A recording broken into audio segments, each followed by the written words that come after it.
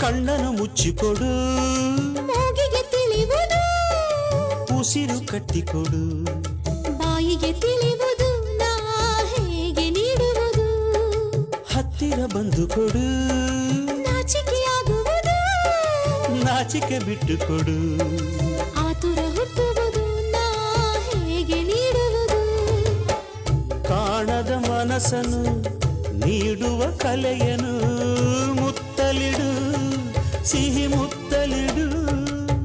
ಕಾಣುವ ಹರೆಯದ ನಿಯಮವ ಮುರಿಯದ ಆಣೆ ನುಡಿ ಸಿಹಿ ಮುತ್ತು ಪಡಿ